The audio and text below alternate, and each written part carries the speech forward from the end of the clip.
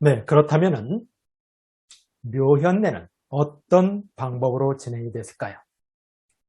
모든 의식에서 첫 번째 하는 것은 인사입니다. 왕세자 빈이나 왕비가 종묘에 가서 처음 해야 하는 것은 바로 역대 왕과 왕비의 신주를 향해 인사하는 것입니다. 지극한 존경심으로 영명 앞에 몸을 굽히는 것을 국궁, 몸을 굽히는 게 국궁이고 4번 절하는 게 사배입니다. 그래서 왕실에서 절을 할 때는 사배입니다. 최고의 존경의 의미가 있습니다. 자, 우리 일반인은 살아있는 사람한테는 한 번 절을 하죠. 돌아가신 분한테는 2번 절을 하죠. 자, 부처님에게는 3번 절을 하죠. 왕에게는 4번 절을 합니다. 이것은 극초원의 예우를 하는 겁니다.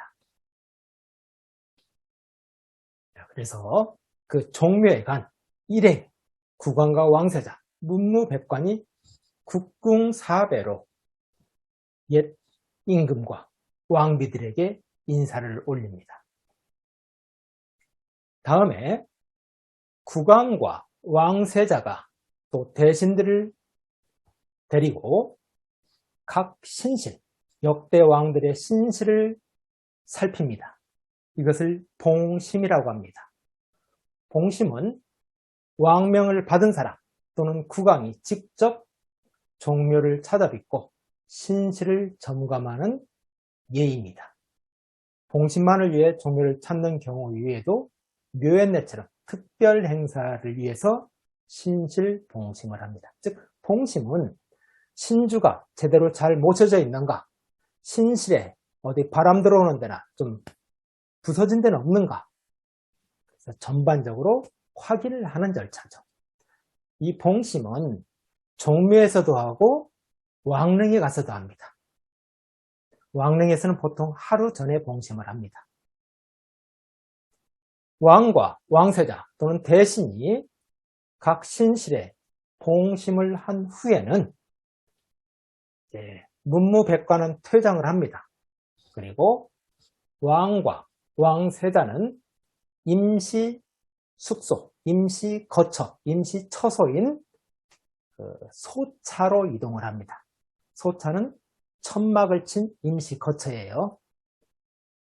자, 이때 문무백관이 모두 퇴장하는 것은 왕세자 빈과 왕비가 입장하기 때문이에요. 즉 예전에는 왕 여성의 얼굴을 볼 수가 없죠. 더욱이 왕비나 왕세자 빈의 얼굴을 신하들이 바로 정면에서 볼 수는 없는 일이죠.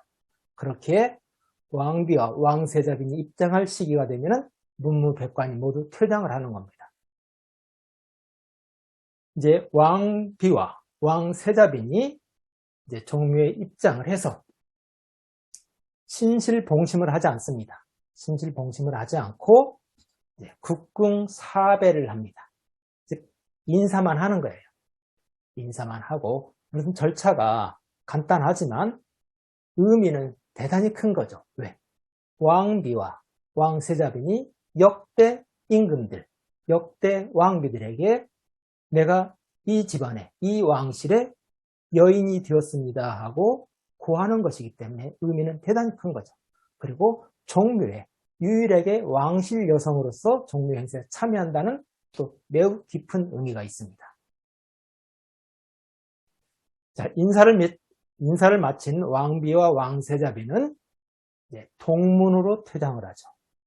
남문에는 퇴장하고 입장하는 경우는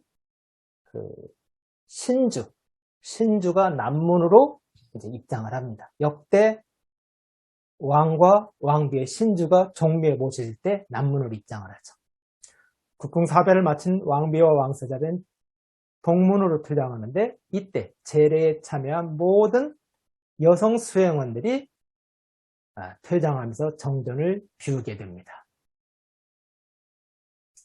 그렇다면 왕과 왕세자, 왕비와 왕세자비는 묘연내 때 어떤 예복을 입었을까요? 아주 고귀한 아주 숭고한 그리고 아주 정성을 다하는 조상님께 대한 예의이기 때문에 최고의 예복을 입습니다. 국왕과 왕세자는 근엄하면서도 궁중 복식의 예를 갖춘 면복을 입고 왕비와 세자비는 화려한 저기를 입고 의례에 참여를 합니다. 사진으로 한번 볼까요? 자, 이게 남성, 왕과 왕세자의 복장입니다. 이 면류관을 쓰고 있죠. 면류관은 7색깔의 구슬을 12개씩 뺀 임금이 쓰는 모자, 관입니다. 그리고 2번 현의가 있죠. 현의는 면복의 하나의 구성으로 가장 겉에 입는 상이다. 즉 가장 밖에 입는 옷을 현이라고 한다. 그리고 요 세모진 뿔 같은 각진 게 있죠. 하얗고 밑에는 검은색. 이것은 규라고 합니다. 즉 규를 들면서 마음을 정가려 합니다. 임금이 든 것을 규라 하고 신하들이 들면 홀이라고 합니다. 그리고 네 번째 이제 패슬. 패슬은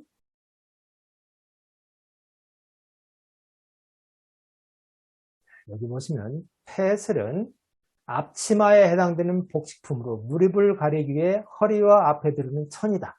자, 옷을 앞뒤로 두르는 천이 있어요. 이것을 패슬이라고 하고 이 전체의 복장을 면복이라고 합니다. 국왕이나 왕세자의 의례복 중 가장 권위 있는 복식입니다.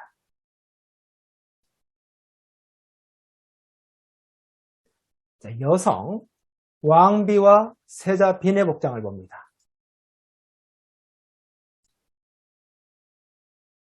자, 대수, 자, 왕비와 왕세자 빈은 머리를 화려하게 치장을 했죠. 1번 대수라고 하는데 가래와 같은 궁중에서 가장 큰 행사 때에서는 머리 장식이다. 머리 장식을 아주 화려하게 한 거죠. 자, 그리고 2번 그림에서 보는 2번은 하피라고 해서 좌우 어깨에 늘어뜨리는 넓은 끈 형태의 장식이다. 그리고 이 옷을 적이라고 하는데 왕비와 왕세자빈이 입는 최고의 예복이다.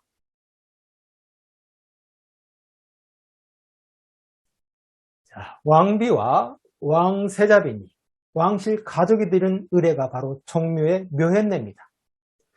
묘현례는 왕비나 왕세자빈이 조상인 역대 임금과 왕후 신주에게 인사드리는 예절이라고 있죠. 숙종 때 지금까지 드린 말씀을 다시 한번 정리하는 겁니다. 묘현례에 대해서. 숙종 때 왕세자인 경종과 단의빈의 혼례 후 처음으로 묘현례가 시작됐습니다. 여인인 왕비와 세자빈 등 여성만 종묘를 찾는 게 예의에 혹 어긋날까봐 숙종은 직접 왕세자와 왕세자빈 그리고 왕비와 함께 종묘에 통행을 했습니다. 묘현례는 다시 말씀드리지만 종묘에서 왕실 여성이 참여하는 유일한 행사입니다. 왕실 여성은 즉 왕비와 왕세자빈은 종묘 묘현례를 통해서 왕실 가족이 되었음, 이 나라의 왕비가 되었고 이 나라의 왕세자빈이 되었음을 조상님께 고함으로써 상징적으로 공식적으로 왕실 가족이 되었음을 인정받는 그 행사인 겁니다. 네, 지금까지 왕비와 왕세자빈의 신고식, 묘현례에 대해 말씀드렸습니다. 묘현례는 어떻게 했는가를 말씀드렸고 왕비와 왕세자빈이 옛 왕과 왕비를 찾아뵙는 의식이 묘현례라고 말씀을 드렸습니다. 자, 마지막으로 종묘는 조선의 임금이 효와 충을 강조하는 상징적 공간이라고 말씀드렸습니다. 그 의식이 가장 도드라진 의식이 종묘대제입니다. 마지막으로 종묘대제에 대해서 말씀드립니다. 종묘대제는 하늘의 명령, 하늘의 위임을 받은 왕이 선대왕이 선대왕과 왕비의 신위에 대하여 후손으로서 효와 국가의 평안과 번영을 기원하는 제사의식입니다. 조선왕조에서 가장 큰 의례인 정묘대제는 2001년에 유네스코 인류구조 및 무형유산 걸적으로 선정되었습니다. 그리고 2006년부터 5월 첫째 주 일요일에 유네스코 국제문화행사로서 정묘대제가 봉행이 됩니다. 정묘대제는 원래 밤에 지내요. 그런데 요즘은 밤에는 이제 인력 관리나 화재 위험 등으로 해서 밤에는 하지 못하고 낮에 지내고 있죠. 그리고 국제문화행사로 진행하다 보니까 축사도 하고 의례, 공식 제향 절차 외에 각종 의례가 많습니다. 행사가 많죠. 그래서 최근에는 11월 첫째 주 토요일에 순수한 제향으로서 11월 첫째 주 토요일에 한 번 더 모십니다. 그래서 정묘대제는 1년에 2번 지금 오셔지고 있습니다. 과거 조선시대에는 정묘대제는 춘, 하, 추, 동, 나빌 이렇게 해서 5차례 행해졌습니다. 네, 지금까지 왕비와 왕세자빈의 신고식, 묘현례에 대해서 말씀드렸습니다. 감사합니다.